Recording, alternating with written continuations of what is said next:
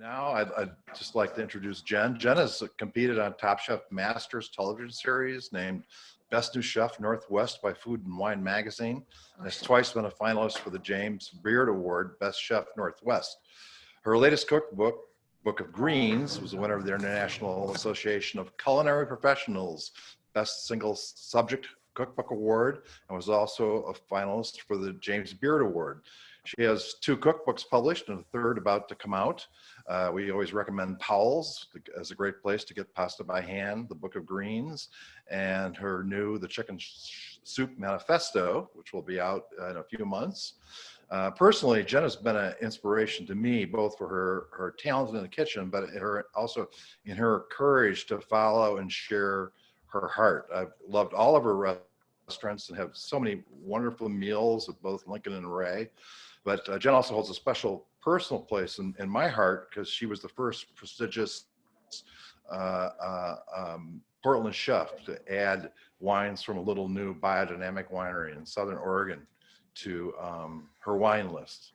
So it's really a thrill for me to have her here, and welcome, Jenn. Thank you. Craig, you have also been really wonderful to me in lots of different times in my restaurants, and it's so fun to be here. So thank you. Do you want to talk about your wines first, or do you want me to talk about pasta? No, go ahead. Go ahead. We'll work the wines in. Okay, that sounds great. Hi, you guys. My name is Jenn, and it's really, really fun to see everybody. I know a bunch of these people from different places, and I am by myself today, so I'm going to have to move my computer around a little bit, so forgive me if it's a little herky-jerky.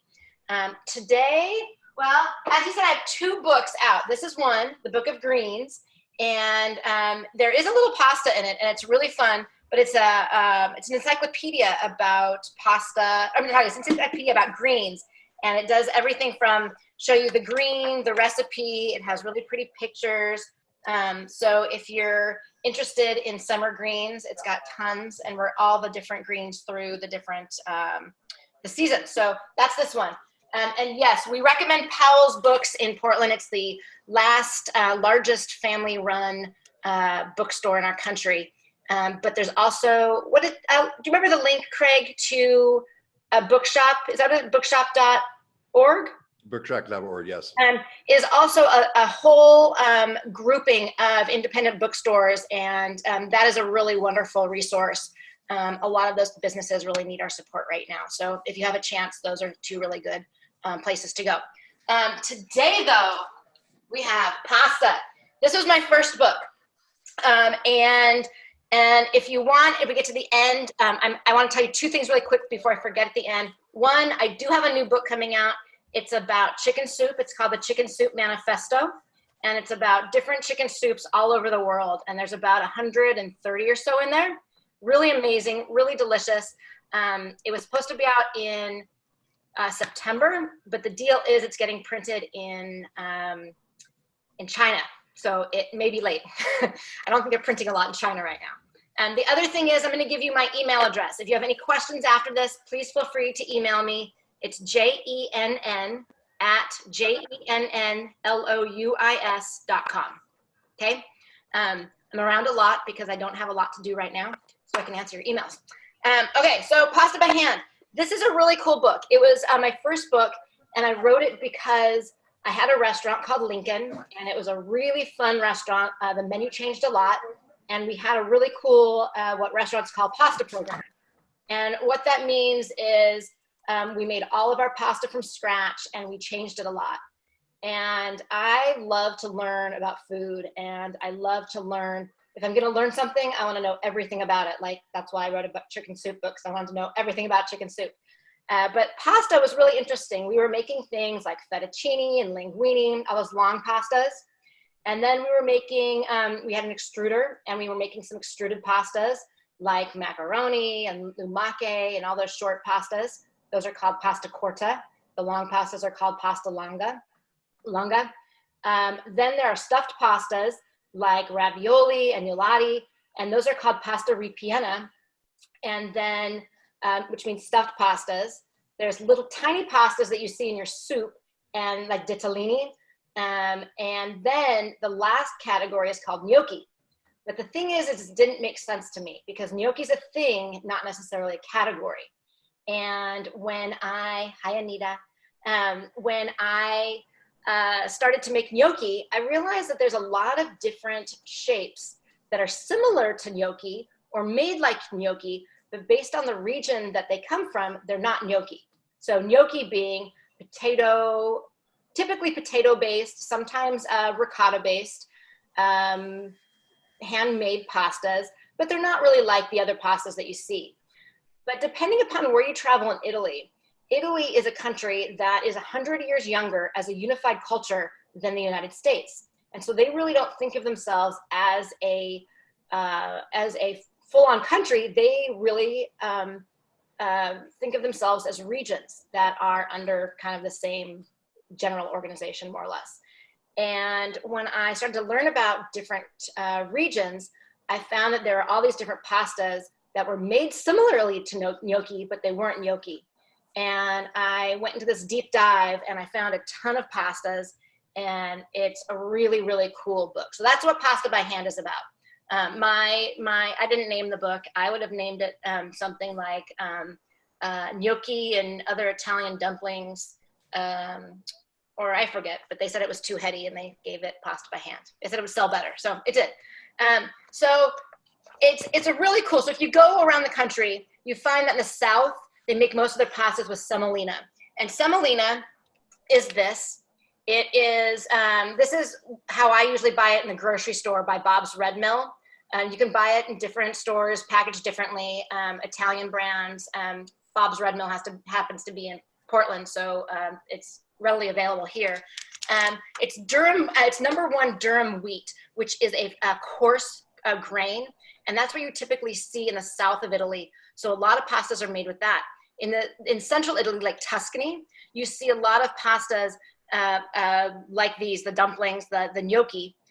You see them made with potatoes and or ricotta because they can grow them, and wheat, refined wheat, like what we would call all-purpose flour, or they would call 00 flour, because it's got more of a temperate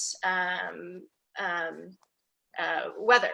And then in the north, they have a very short growing season because it's really cold environment. So you see more of their pastas made with things like bread.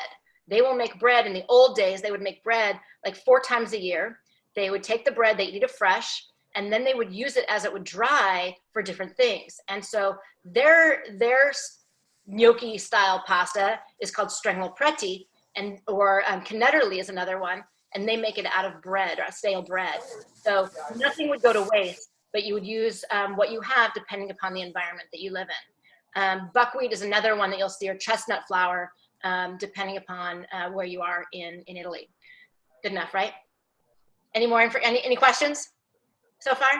I've got my group chat up, so if you have questions, I will keep looking at that and just send a question. So we're gonna make 3 pastas and 1 sauce. I kind of tried to focus it toward what we can generally have right now. I'm trying to go grocery shopping as little as possible, and I like to cook, so I get a large amount of stuff and kind of work through its perishability. But the 3 pastas that we're gonna make, the first one is ricotta gnocchi. So it's actually one of my favorites. I find it to be a very forgiving recipe. I used, and I'll show you what I used because I kept it. I used Trader Joe's traditional whole milk ricotta cheese. Whole milk is going to be much more delicious. Everyone can get something like that at most grocery stores around the country. The only thing I think that's important is that it's whole milk.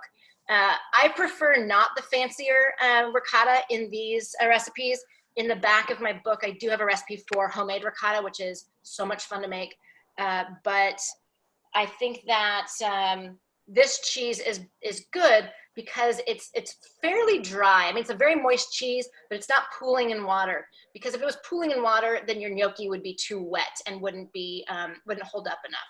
So we're gonna make that. We're gonna make ricotta cavatelli, and then we're gonna make cazzoliti, which is different than those 2. The 1 sauce we're gonna make is a tomato butter sauce, and I saved my can. This is a can I used, really just grocery store. I'm not going super fancy. San Marzano tomatoes. They're whole peeled tomatoes. And then what I did is I use an immersion blender a lot, and I just pureed them, and that's it. Good? Okay, so what we're gonna do is I have to kind of go back and forth a little bit, so forgive me. No questions yet? Hi, Matt Fisher. I will be right back. I'm gonna make the ricotta cavatelli dough first. So, and if you also need recipes, I can tell you, ready? The ricotta cavatelli serves 6.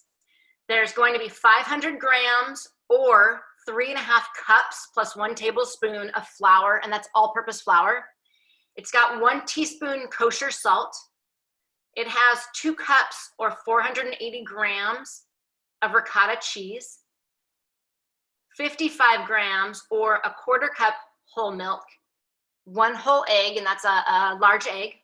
And that is pretty much it for the dough. Good? All right, so I'm going to use it's really easy cooking in my own kitchen. I don't get to do this very often. So I'm gonna start with my ricotta, and I know that my kitchen is dark. I have the smallest kitchen ever. This is can you see that? It's not super wet. This is my ricotta. It's tender and soft, but there's a little water pooling, but there's not a lot of water pooling. It's not a hard, like a ricotta salata. It's just nice and spreadable, and that's what you're looking for. So I'm gonna add that to my bowl. I am going to add my flour, which has been measured out. And I have a little bit of milk to make sure I don't forget anything, because I do that sometimes. I'm doing a partial recipe, so I'm only going to use part of my egg because I only had 1 pound of ricotta, so I had to use it for 2 recipes. Okay, so I'm going to use a little bit of egg. And does this matter? Like, right now I'm just beating up an egg in a little container. Don't worry about it. It says 1 egg. I think I'm making a little less than a half of a recipe. So I'm going to put a little less than an egg in there. But if too much went in there, nobody's going to cry. Okay, and then I need a little bit of salt. I have kosher in my book because I wanted to make sure that it was consistent for people to get. I'm using a little sea salt. You know, different salts taste a little bit differently. So just, you know, go accordingly. And I'm mixing this with a fork. It is called pasta by hand, but I do use a machine quite often. So just kind of use what you have. I'm using a fork right now, and I'm just kind of moving. There, that's good, huh? Okay, oh, I'm getting my computer just totally messed up. I'm gonna mix this together, and I think it might need a little bit of moisture. A lot of times in the recipes, I have kind of given clues, actually it doesn't need more, to what it needs to look like. So if you need a little more moisture, you can add a little more moisture. And I'm gonna talk about that in the cazzolini recipe as well. So I'm to a point where it's kind of, you're hungry now? Well, hopefully it's closer to dinner time where you are. Okay, so you see how it's coming together? I'm gonna now stop using the fork, and I'm gonna put my hand in here, and I'm gonna knead it a little bit. So this should just come together like a really nice mass. And ricotta is a really cool thing to work with. I have a newsletter that I put out once in a while when I feel like it. And I made meatloaf, and it was a really great pandemic thing to do because, you know, it's easy, it's really tasty, it's comforty, but you can make it delicious. And so I ended up taking a bunch of herbs from the garden, and I put some ricotta in mine, and it's so good, it's so moist. So ricotta is a really moist thing. So see my nice little mass? It's great. So I'm gonna just put it on my cutting board, and I'm gonna give it just a little bit of a knead. It is a little bit wet, but that's good. It's a moist dough. And here we go. Good. Everybody see that? Yay. Okay. And then I'm gonna take. This is one thing. This pandemic is teaching us how quickly we affect the environment, and how quickly the environment bounces back when it gets a rest. So instead of wrapping this in plastic wrap, I'm going to take a bowl. I'm going to place it on my cutting board, and I'm going to put the bowl upside down. There's no reason to use plastic wrap right now. It's wasteful, and we can learn new tricks right now. I also love seeing the little pets, by the way, in your pictures. I see little Lola walking across the back of the couch. That's very cute. Okay, so that one's done. We're gonna let that dough rest for a while. Pasta is a lot about hydration. So you take your flour and you mix it with things. Oh, I'll go back to that. No, I won't. I'm gonna finish and then I'm gonna answer your question. It's about hydration. So you take your flour and you add the liquid to it, which could be your egg, your water, your milk, whatever you're using. And you're kneading it, you're putting together so it becomes a mass. Then you let it rest. You let it rest so it can absorb some of that moisture, and it also helps relax the gluten. Gluten is the protein in flour that when you knead it, it's activated. But we don't want these dumplings or this pasta to be tough. We want it to be very tender. So we're just gonna let it relax, and so what we activated can kind of just chill out. Good? Okay. Now we're gonna start our, we're gonna let that relax, and we're gonna look at our sauce. I'm gonna pick up my computer and move you over here.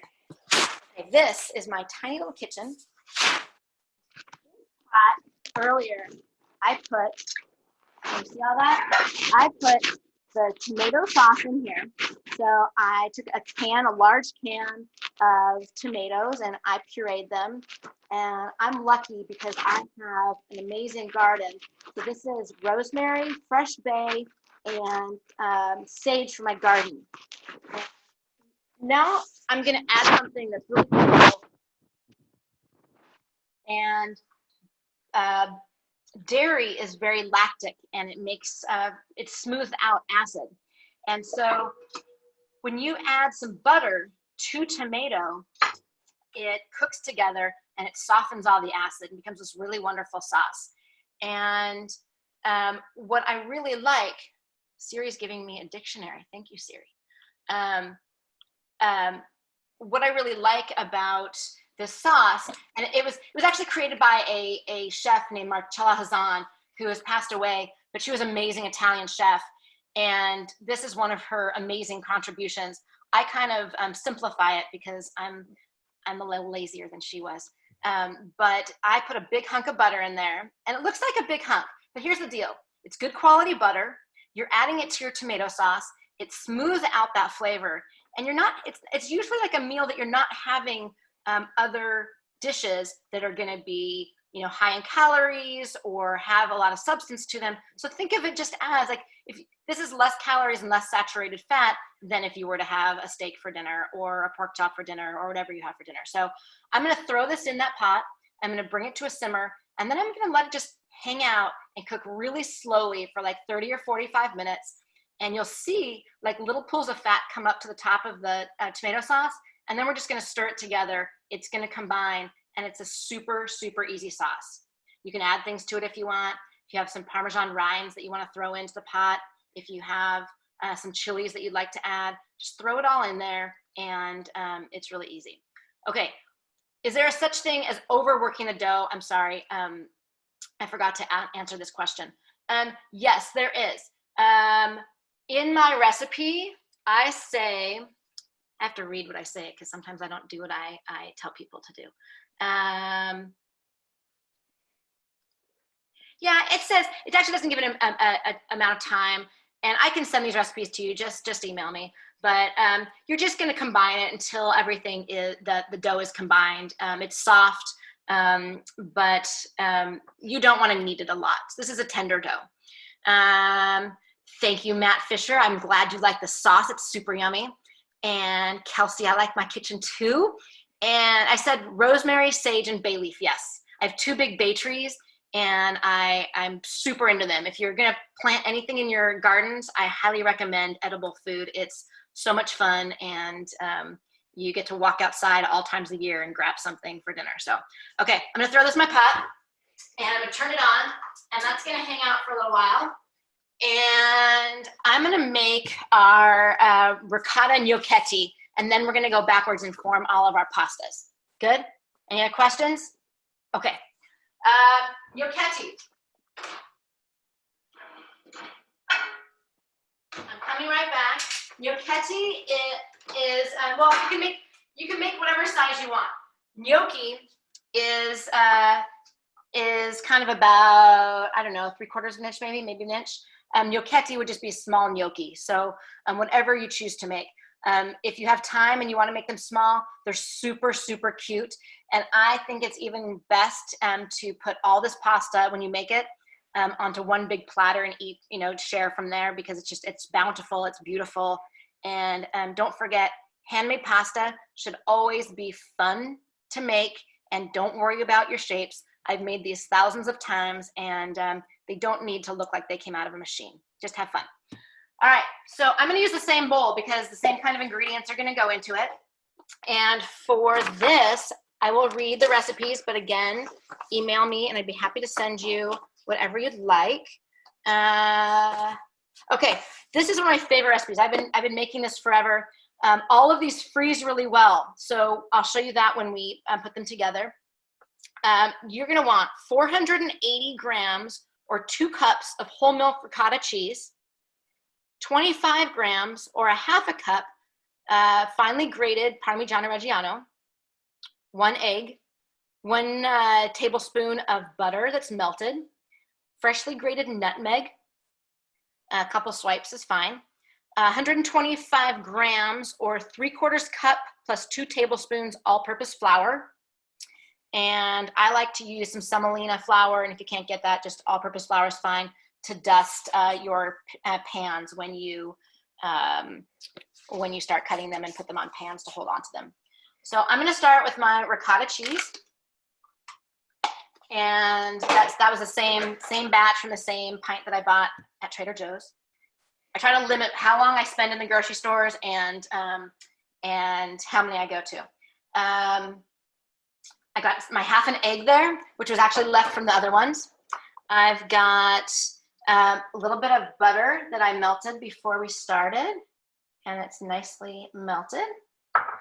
I'm gonna use some of my Parmigiano, and we want about a 1/4 cup, so I'm making half batch, so I'm gonna go about 2 tablespoons. I'm eyeing it. If I've used too much, nobody's gonna cry. All right, from there, okay, ricotta, parm, egg, butter, my nutmeg. Nutmeg's important. So here's my nutmeg. I use whole because it will last a long time, and I can grate it and it will taste fresh. Did you think I left you? I didn't leave you. And just a little bit gives it a really nice flavor. Italians are really amazing at being able to use nutmeg in tons of savory applications. We as Americans tend to use it for things like pumpkin pie spice or different types of different kinds of dishes, but they're typically not savory. It's really delicious. Like if you use some greens or cook some greens, just put a little bit of nutmeg in at the very end. Spinach is really nice too. And here is my little bit of flour. As you can see, it's not very much. You can't see. It's not very much because these are going to be really tender. They're going to be basically the egg and the flour is going to hold the ricotta together. I hope you're texting questions if you have any questions. So I'm going to, again, this is all inside this pot. Good. And I'm just going to mix it together. Everything is in here. And it smells so great. This would be really great. You can just melt butter with a couple sage leaves in it, sprinkle a little bit of salt, and just when you cook these, put them in the butter, and that would be absolutely plenty. All right, so now that's done, and we're going to form them. This is going to be challenging. Do I have a favorite grater? Yes, great question. This is a microplane, and you can buy them online. Right now, you can only buy them online. They are fashioned after the old woodworking tool, like a rasp, and they're really handy for zest, for nutmeg, for all those type for grating, cheese on your pasta. They're super flexible. You can get them with handles on them. I kind of like this one just because it's small and easy to use. So that's what I would use. Okay, so the first pasta that we're gonna form, let me see if I can do this. How's that? Oh, that's really good, huh? Craig, yes? Can you see? Okay, so I've got that really soft dough. I like to work with a little bit of flour. Every pasta is going to be different, so you don't want to just assume that you're going to flour the board the same way for every pasta. Yes, okay. So this is my first pasta. This is the ricotta gnocchetti, and this is a really, really soft batter. It's more of a batter than it is a dough. It is tender. It's really easy to work with, but you just have to be ready. So there's flour on the bottom, and then there's the batter, and then there's flour on top. And I like to try to I like to cook as neat as possible because it's just going to help you from not expanding all over your kitchen. One tool that I find really helpful is a bench scraper. You can also use a knife, but if you have the luxury to use a bench scraper, it helps a lot. So I would take a chunk at a time. There, that's good. Okay. And I take a little bit of flour. Think of it like this.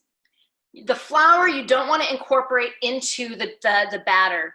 You want the flour to stay on the outside. If it goes into the batter, then what it's going to do is it's going to become dense or chewy. But you want it to stay just really soft and that literally like cheese in the inside. So I'm only using the flour so that it doesn't stick because it's a really moist batter to roll it out. And when I roll it out, I'm going to kind of use my fingers. I'm telling it what to do. The ends, you want to make sure that they're flat. And if they're flat, then you can actually use it as a gnocchi when you cut it. But if you don't, then you're going to lose some of that dough. And come on, this stuff is precious, so you don't want to lose it at all. So I am kind of rolling it into the shape that I want. You guys, can you guess what I'm going to have for dinner tomorrow night? This. Okay. All right. So here we go. I am just going to cut these into little chunks, and they're so delicious. And there are my gnocchi. I'm going to do a couple more. And if anybody has rolly, okay. The gnocchi dough didn't have to rest. No, this one did not, because I haven't really kneaded much into it. It really is just kind of like a batter. And so no, I don't need to really let this rest. I can just use it right now. I prefer, you don't have to, but I prefer to let it rest a little bit before I cook it, maybe half an hour. And they also freeze really well. So when you put them on a sheet pan, I'm going to show you how to do that. I'm taking my sheet pan here, and I'm putting these on. Usually I would put a little semolina flour around. You want to make sure that they don't touch, otherwise they might stick together. You can also freeze them like this.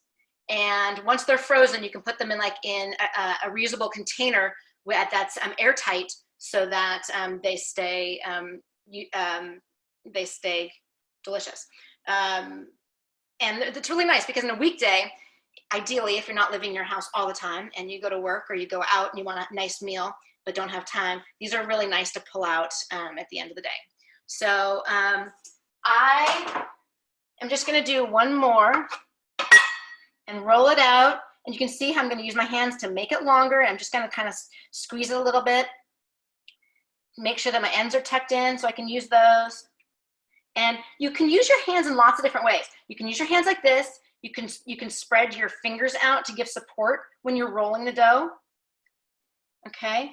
And the goal is to make it as even as possible. And you know what? It takes a while to figure that out. But just keep trying. You can make them big. You can make them small. And when you've made several million, then they're generally consistent. All right. So this is my gnocchi. Ricotta gnocchi. They can also be called gnudi. Gnudi is a part of the family of gnocchi. Gnudi means naked, and it means it's like pasta without the pasta the pasta shell around it. It's a noodle. It's not really a noodle. It's a dumpling without the pasta shell around it. So here you go. Aren't they pretty? Do you prefer not to have ridges in your gnocchi? That's a great question. So they are not necessary. There's a lot of reasons that people say you put ridges in your gnocchi, and you do that with something called a gnocchi board. And we will do that in our cavatelli. I don't use it for these because they're very tender, and I don't want to handle them too much, but you can definitely put ridges in. Some people say that the sauce sticks better when there's a ridges on the gnocchi. I don't think so. I think that the sauce generally sticks more or less to the noodle anyway, or the pasta anyway.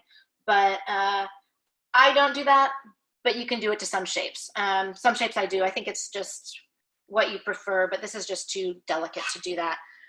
The other thing with making the ridges, you can make the ridges several ways. You can make the ridges with a gnocchi paddle like I just showed you, like this. You can also make it with the back of a cheese grater or that microplane I just showed you. Or you could definitely make the ridges. When I was in Italy researching this book, these three sisters who own a restaurant together, they're just amazing, in Modena, they showed me that they use the back of a traditional, nutmeg grater. That was a specific nutmeg grater. And that was really neat to see. So you can use lots of different things, or the back of a fork you can even use. Those videos are all, there's tons of videos online. So just check those out. But really, there's a lot of ways to do it. As far as freezing the gnocchi, I freeze them until they're completely frozen solid. That's usually, depending on your freezer, a couple hours overnight. You just don't want to leave them for a long time uncovered because they will lose moisture and they're not as delicious. I would say if you're not going to eat them the day that you make them, freeze them, because otherwise they are definitely losing some moisture. So there's my ricotta gnocchi. Oh, did you see that, Craig? Do you want to talk about that?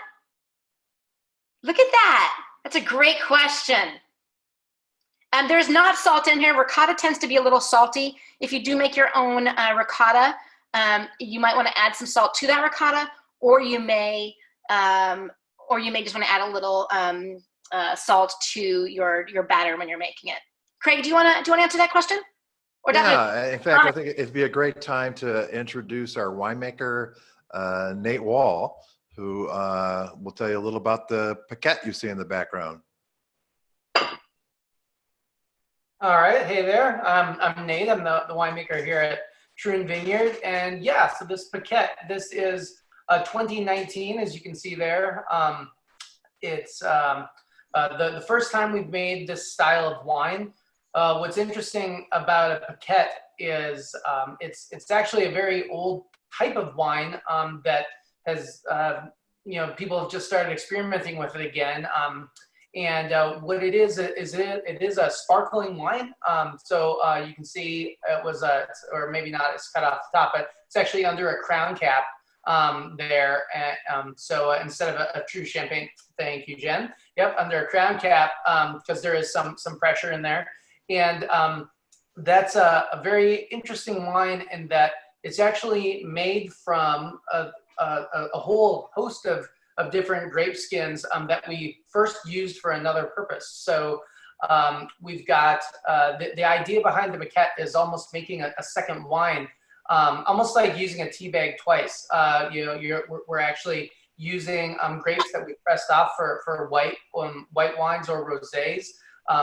Leave them in the press overnight. We rehydrate it a little bit and then press it again the next day.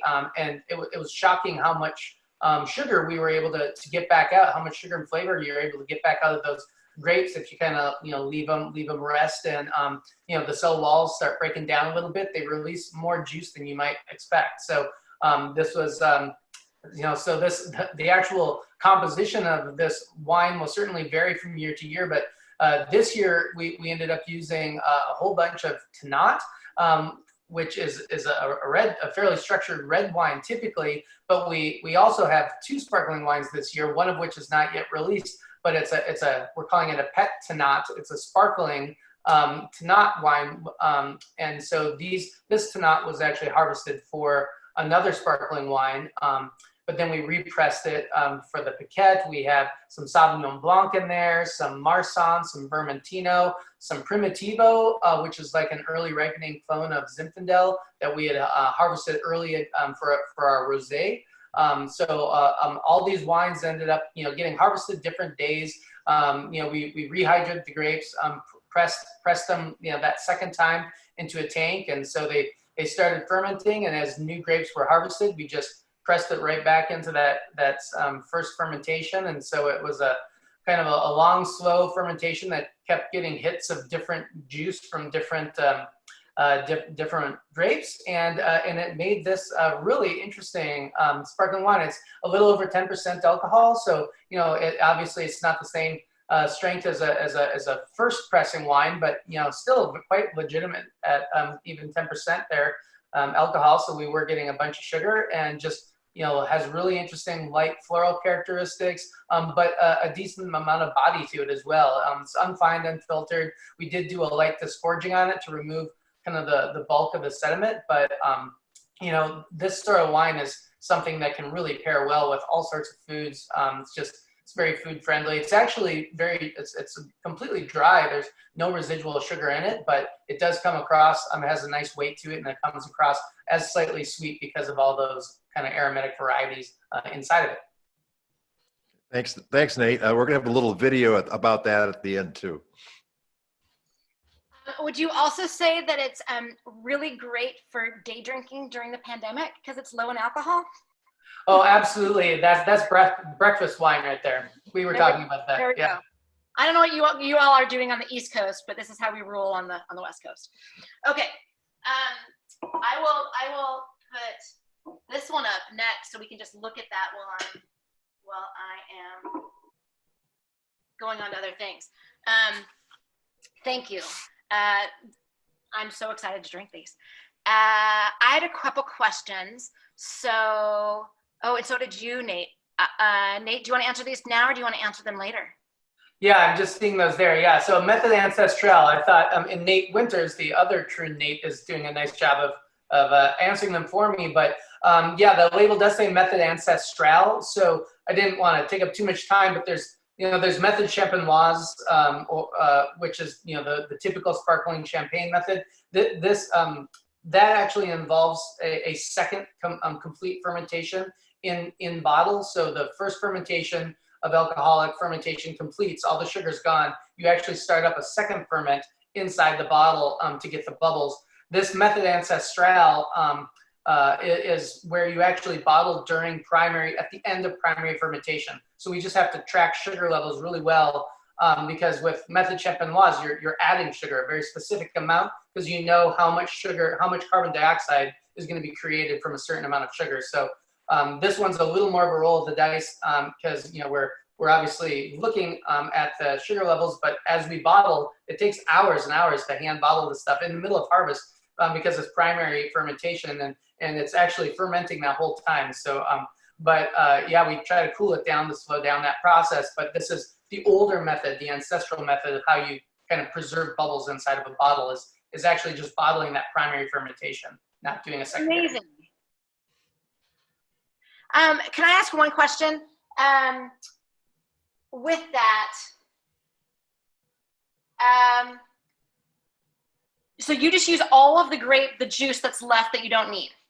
That's right. Yeah, it's basically like, reduce, reuse, recycle right there. It's instead of giving our compost piles a little extra sugar that they don't need, let's press those grapes a second time, really kind of squeeze out everything that we can get out of those grapes, and then the skins go to the compost pile. So yeah, it's like I was saying with that, double using a tea bag. There's actually a little more you can get out of those grapes before you start composting them. That's so exciting. I can't wait. Okay, yeah. Thank you. Let's go back a couple of things. I want you guys to look at the pasta sauce. You can kind of see that it's cooking away right here, and you can see that this this little pool of butter right here that has been, can you see that? That's hanging out there. So I'm just gonna give this a good stir. I'm gonna let it cook. It's on low, but for some reason it seems a little active right now. But I'm just gonna let that hang out. And well, that goes a little bit longer. I'm gonna show you the pasta that we just made. So those are your gnocchi. Those are the ricotta gnocchi. And they're gonna hang out. We can cook those up in a few minutes. I had a question about freezing. Thank you, Anita Lowe. Can you use the frozen gnocchi? Do you cook them from frozen or defrost first? That is a brilliant question. And you definitely do not defrost them first. You wanna make sure that you cook them from frozen. You put them in boiling water and you stir as you put them in. Make sure they don't sink to the bottom and stick. And then they should start to float. You may need to cook them a little bit longer, and you will need to cook them a little bit longer than you would otherwise if they were fresh. And just maybe taste one to make sure that they're cooked all the way through and you don't end up serving cold ricotta in the middle of your gnocchi. Okay, any more? Where can we buy your wine? They will definitely address that before we're done. I'm not selling the 4 bottles that I have right here, so you're gonna have to get yours elsewhere. Okay, gosh, so many great wine comments. Great. Okay, so I'll let you go from there. We're gonna talk about cazzolini next, and I mixed that in a mixer, and I did it before we started this this little chat that we're having. And it's a really great dough. This is actually one of my favorite pastas to make. I think it's kind of like a cavatelli, but it's a little more rustic, and it's made from flour and like all-purpose flour and semolina. And I will tell you the recipe now. It's 170 grams or 1 cup of semolina flour, 300 grams or 2 cups plus 2 tablespoons all-purpose flour, 1 tablespoon extra virgin olive oil, 1 teaspoon of kosher salt. You can use any salt in this, just make sure it doesn't get too salty. And also warm water. And you add warm water until it comes together as a dough. Little bit by little bit. You want it to be soft and pliable. See how nice and soft this is? Soft and pliable, but you don't want it to be a wet dough. It shouldn't be sticky at all. And this is the greatest. Are you ready? Let me go back down here. So I have rolled out this small little log, and what I like to do is cut off pretty small amounts. You can do larger ones, but traditionally they're pretty small. And what I love about the small ones is they're just really cute little pieces. Cazzolini means little hats, and I really don't know why, because to me they don't look like little hats, but that's what they're called. So I'm gonna take a knife, and I'll actually show you with a butter knife. Here's my butter knife, and I'm taking, this is a serrated side and this is a non-serrated side. So I'm gonna take, this is the cut side that I cut the little pieces from, and I'm going to very gently roll it over and make this little dumpling, okay? And I'll be honest with you, pasta making is one of the greatest things for a time like this, because it's really meditative, it's really relaxing, it's very simple, and you can just, you just can be in your own little world while you do it. Cazzolini is one of my favorites. I've done it a ton of times. You do have to have semolina. It doesn't work without the semolina, but it's a very, very simple noodle. All right. And you can do, it's just an easy, small noodle. It is from Abruzzo. That is the region. The whole book that I have is separated by region. And so you can kind of see where each of these pastas come from. And I think it's fun because you can see what they're made out of and where they're from. So again, I took a piece from my big piece of dough, and I just am rolling it out. I'm not going to use any more flour because it's not that sticky. And I don't want to add any more flour because that would make my pasta dry And then with my knife, I'm just gonna cut off small pieces. That's not a small piece, I lied. Okay, and then I'm just gonna go through and form them. And I'm gonna show you one more time. I'm gonna take the edge that is not serrated. I'm gonna take it at an angle. The knife, the serrated side is kind of, I'd say it's like a 45-degree angle. I'm gonna press forward and just let it come over on itself and make a little, somebody called them hot dog buns. So they're tiny, like little tiny hot dog buns. Okay. Once I made a whole batch of these, cooked them all together, tossed them in the tomato sauce, and just put them on a beautiful platter. And it was a pretty lovely meal. Kids love them, adults love them. This is one of the greatest things that you can do with kids. When I was in Israel, I have a really good friend from childhood, and her daughter wanted to learn how to make pasta, and her daughter and I sat and made these during the afternoon and made dinner for everybody. And it was just a really lovely dinner. So you can do these with the kids while you're hanging out because they need stuff to do, and learning how to make dinner is a good thing. All right, see all that? Okay, so these are cazzolini, super easy. You just need to get that semolina, but I'm pretty sure you can find it. And again, I'm not gonna reuse plastic wrap, so I'm just gonna wrap this in a towel for now, and then I can finish it later because I can use that towel and I can wash it and not throw it away. All right. Lynn Smith, go to work. Thank you for coming. She has to go to work now. Okay. Next we're gonna make our ricotta cavatelli. Cavatelli I have 3 recipes in the book. One is made out of ricotta, one is semolina, and I can't remember the third one. So I will have to look at that in a second. However, we made the dough that's been sitting here under the bowl. It's a little bit sticky for what I want. So I'm just gonna make sure that I put a little bit of flour down. And what that is, for you to know how sticky it is, it just feels a little bit sticky. It's wet, and that's fine, but I want it to not stick to my countertop. So I'm just gonna put a little bit of flour down, okay? And then these are gonna be cool. They're gonna be very similar to the cazzolini that we just made, but we're gonna put ridges on those so we can show you how that works. And I will show you with a few different things so that you can decide what you have in your kitchen and what you want to use. Gnocchi boards are available, so if you search them on the internet, I'm sure you can get one. But let's see. So we're going to cut this again pretty small. So you can see when I made the gnocchi, I made it probably a half times maybe larger than this one. These I'm cutting pretty small. So I'm going to cut these all into little pieces, and I'm basically going to make the same thing that I did with the cazzolini, but instead I'm going to make them into the shape by hand with the gnocchi board instead of a knife. So this board has ridges on it. If somebody has a butter paddle, you can also use an old school butter paddle. They're very similar. Both times, both the cazzolini and the gnocchetti are what am I making? Does anybody know what I'm making? I know what I'm making. I'm making the cavatelli. So when I make them, I want the cut side. So when I've cut the little pieces off the log, I want to press down with my thumb, move it forward, and how awesome is that? I know.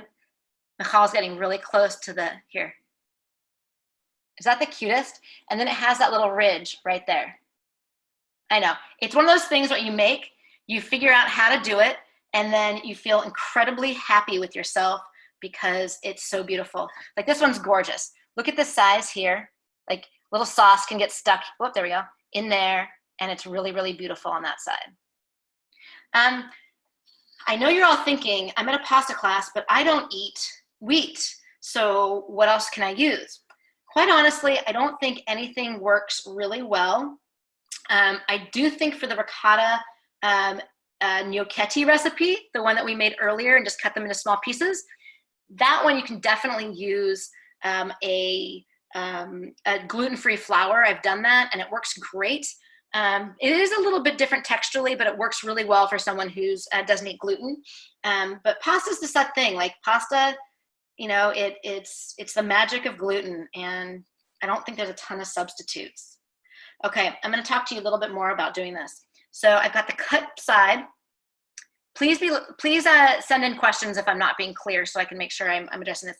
The cut side, I'm putting my thumb on.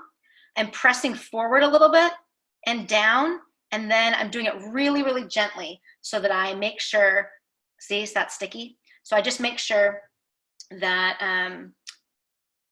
that it comes off. That piece I'm gonna surrender. Okay, so just forward. So again, cut side is on my thumb. So this is a cut side, this is a cut side. And what I like about the cut side is it's just a little bit tackier and helps it move along. Okay, I also told you that you could use a fork. So here's a fork. You can take this fork and you can press it forward and do that. There's your ridge. There's that. So that, if you don't have a gnocchi paddle, which would be weird, I wouldn't understand why you wouldn't have a gnocchi paddle in your house, doesn't everybody? You can make them by hand. Good? Okay, so those are our 3 pastas that we made. And we have some sauce, and we have a container of water here on the stove. There we go. And the sauce is looking really good now. You can kind of thicken it as much as you want. If you wanted to make a creamy tomato sauce, you can add a little cream to it. If you know, whatever. You can just make it how you like it. So I have some boiling water. I'm going to cook up a few of these different pieces and put them on a plate just so you can see them. And then when we're done, I'm going to eat them. I like to use something like this. This is a little Asian basket strainer. And this water is seasoned. What that means is it has some salt in it.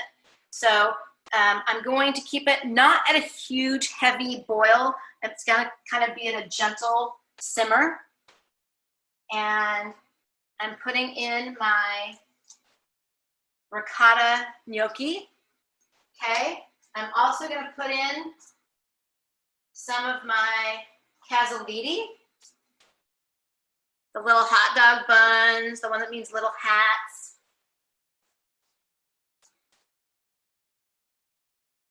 And then I'm also putting in the ones that I made with the fork. These are the ricotta cavatelli, and those are going in. Okay, what I like to do is I like to take a spoon, or I'm going to use the bottom of this.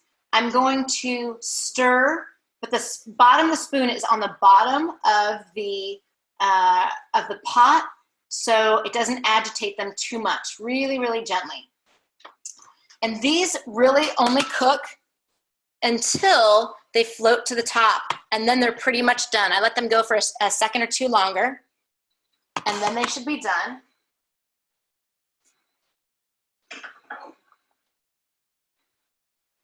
And I have a plate ready. My friend Keith Krieger made this beautiful plate. And I'm going to try to get each pasta for you to see individually. So here are the gnocchi. So they cook really fast. And I'm not going to taste one right now because I don't want to waste your time. I only want to show you what they look like. Here's the cazzolini.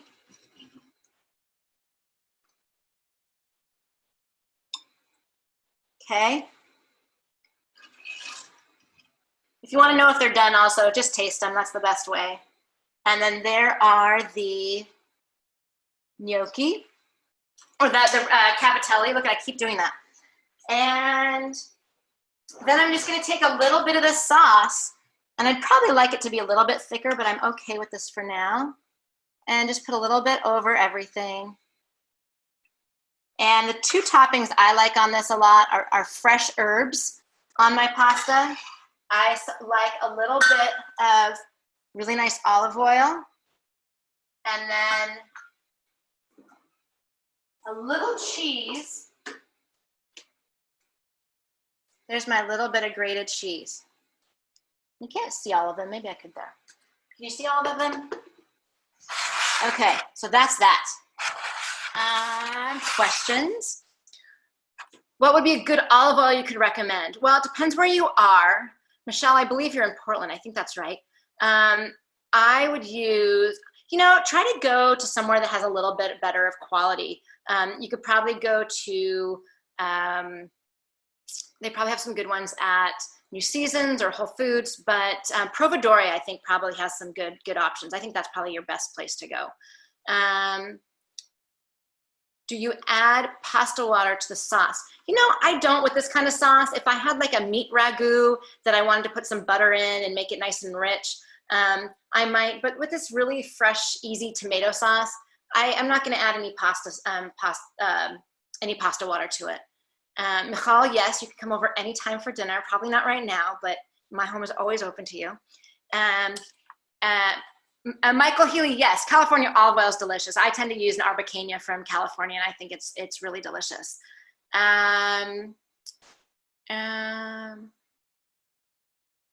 No, they cook really easily. So the question was, I thought those would take longer for some reason. They're really quick. Pasta is very simple to make. It's really quick to make.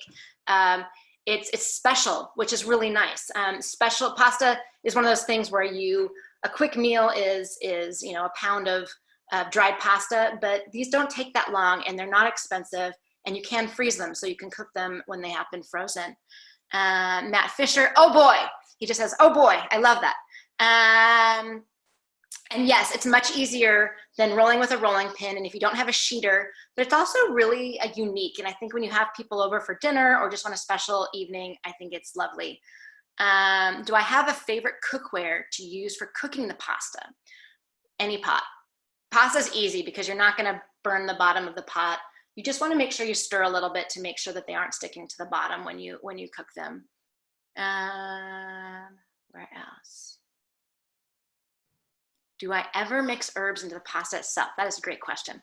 And good question. You can definitely do that.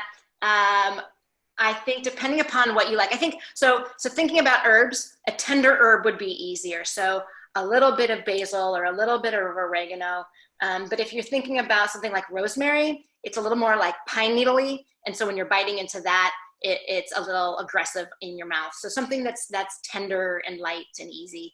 I think would be most palatable. But you can also put them on top, or if you get a bunch of basil, you can make a pesto and drizzle the pesto over the top too. That would be lovely with tomato sauce and pesto. So you can use herbs in lots of different ways.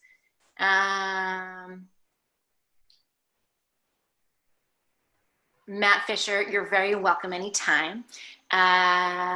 Rachel says she'll be right over too. I'm gonna have a house full of people and I think that's frowned upon right now. Salt in the water. Yes, I put salt in the water when I cook pasta. Often you'll hear about seasoning water. That just means to season it with salt so that there's flavor. The question a lot of people ask about seasoning water is when you put pasta in water, it absorbs the water, right? That's how it gets soft. If you have salt in your water, then it absorbs that salty water and becomes much more flavorful. So that's where you want to add the salt. Some people are really excited to add oil to their water. I don't think that does anything. I think oil rises to the top, and so I don't think it really gets into the pasta. So I would save my oil for other uses. Where can we find this recipe? If you email me, JENN@JENNLOUIS.com, I will send it to you.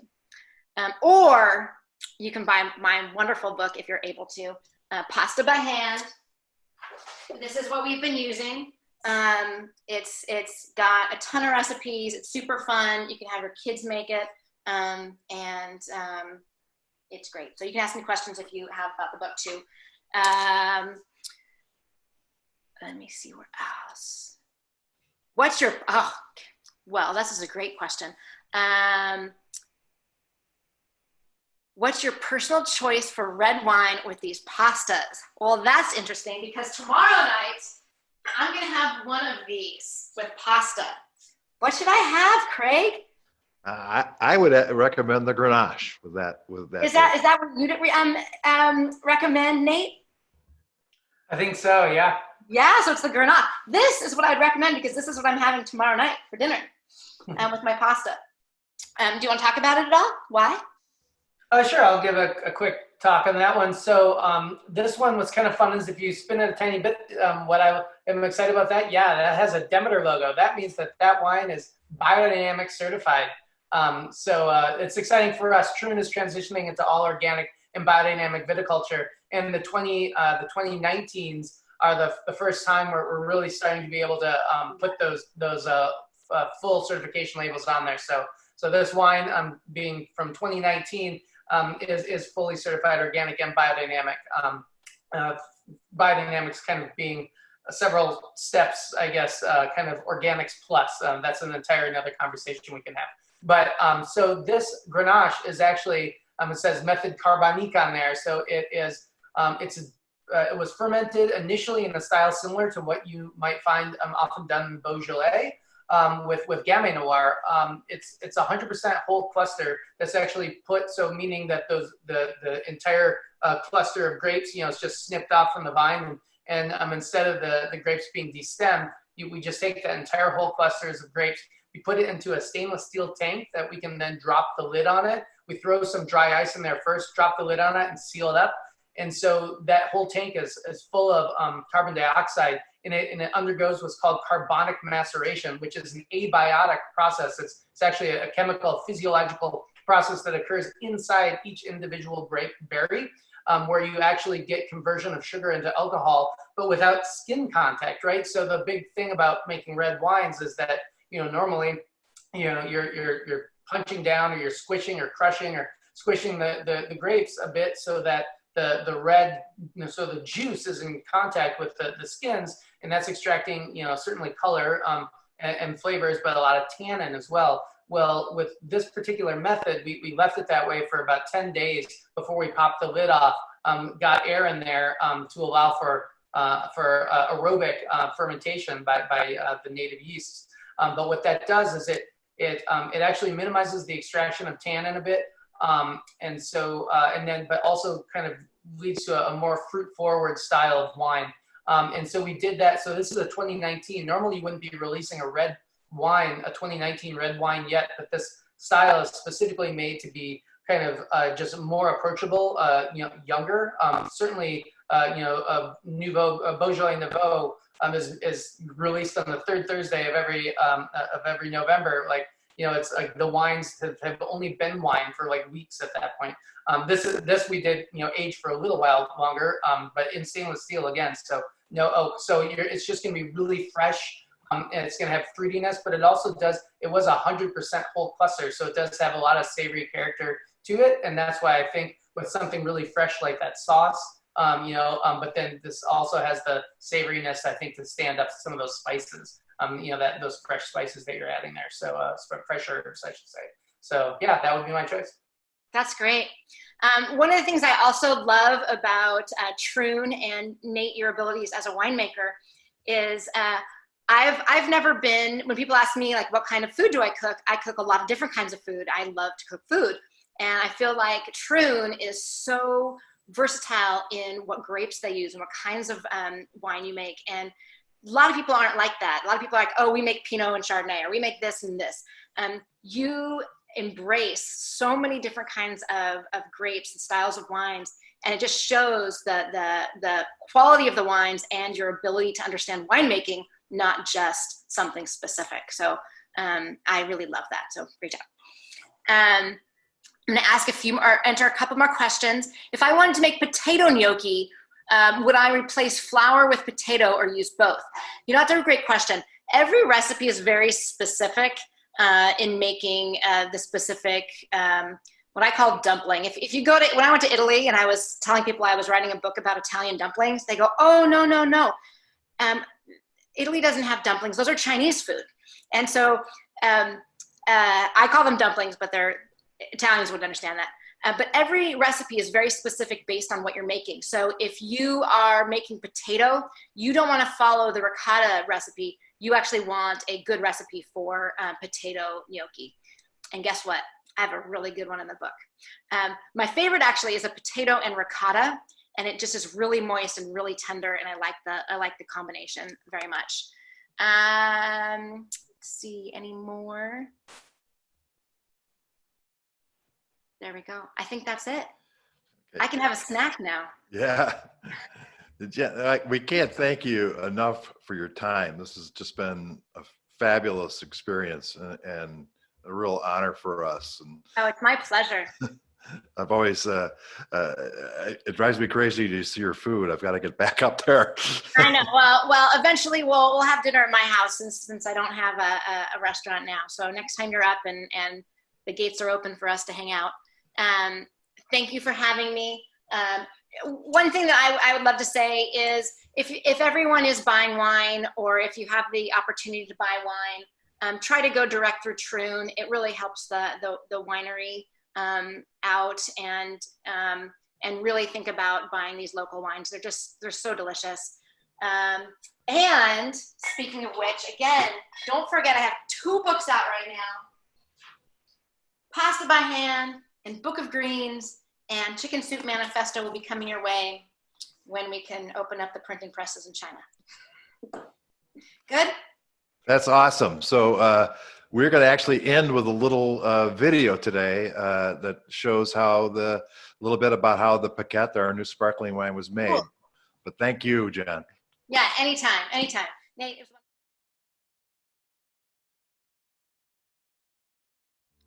Introducing the new 2019 Troon Vineyard Paquette Sparkling Wine.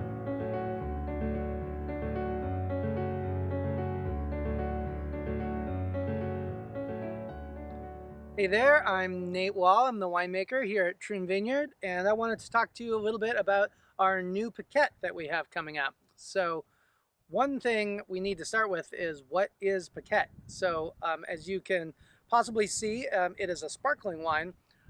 But the method of making it sparkling and the starting material is fairly unique for this type of wine. So Paquette is actually made by kind of reusing previously pressed wineskins, rehydrating them a bit, and then giving them a second pressing to make this kind of second wine. It was initially what the farm hands and things would be drinking, out doing the vineyard work. It's generally lower alcohol wine. And was seen as slightly inferior quality from the first pressings of the grapes, but still makes just a really delicious, fruit forward, easy drinking wine. So what we did to make our Paquette, and this is a recipe that will never be repeated. It'll be different year after year. Just you'll understand as I explain. But so what we did is we first harvested some Primitivo grapes. Primitivo is a kind of an early ripening clone of Zinfandel.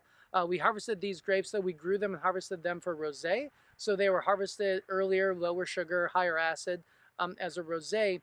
We pressed off the Primitivo for the rosé, but then that same day we had also harvested some Marsanne for a white wine. We pressed that off, but then I put the Marsanne skins back on top of the Primitivo skins. We actually sprayed it down, added some water there, threw a little bit of dry ice in there, let it soak up overnight, just sealed up the press and let it soak overnight, and then press it again the next day. And I was actually shocked at how much sugar, how sweet that juice was coming out. So basically those grape skins had a fair amount of sugar and flavor still left to give them, even after we'd finished pressing them off for our wine. So so we did that the first time. That all went into one tank to start the natural native fermentation. And a couple days later, actually the next day, we harvested the Tannat for our other sparkling wine, which hopefully I will get to also describe to you soon. But that is as a pet nat made from the Tannat grape, the same red grape that makes some of our more structured red wines. Well, we grew that one a little differently, harvested it earlier, again with higher acid, much higher acid in the case of that one, lower sugar to make our pet Tanat out of. But I wanted that wine to be almost like a Blanc de Noirs. I wanted it to be a white wine. I thought maybe it would get a tint of pink in it just because Tanat is a dark colored grape, but we were actually able to give it a very gentle pressing for the pet nat. But then because we were so gentle for the pet nat, that left a lot of juice left, in the press. And so we actually just switched over the line and started pressing the rest of that Tanat back into the Paquette tank. So now we have Tanat in there as well as the Marsanne and the Primitivo. And then we did the same thing with some Vermentino. We harvested some Vermentino, pressed it off, rehydrated the skins for the Vermentino, and then pressed it back into the same tank, which at that point was already fermenting. So we just let that continue its fermentation. As it started getting towards the end of that fermentation, we kept it in the stainless steel tank the whole time because we wanted to be able to have a little bit of temperature control at the end. Normally we let all of our indigenous fermentations kind of go at their own rate. We have a cool cellar, so that it's just naturally just kind of slower, calmer, cooler fermentations. But in this particular case, we actually turned on some chilling on that stainless steel tank so we could slow that ferment down, because we needed to be able to get the right sugar level, or at least around the right sugar level, such that when we bottled this, they wouldn't explode, they wouldn't be overly carbonated. So we actually ended up bottling this wine in the middle of harvest because yeast don't understand all the other pressing concerns of harvest. They're just fermenting, turning sugar into alcohol. And so it was middle of harvest. We got the sugar level we wanted, which is not much. It was about 10 to 12 grams per liter of sugar was left in the fermenting must at that time. So we just started bottling it. We just hand bottled it in the winery, bottled it under a crown cap like beer, and then laid that down in bins to rest for several months to kind of finish that fermentation and bottle. And so that's what's capturing the bubbles then is the remainder of that carbon dioxide given off during that final bit of the fermentation. So then we actually did end up riddling and disgorging some of these this year. It was kind of a gentle disgorging.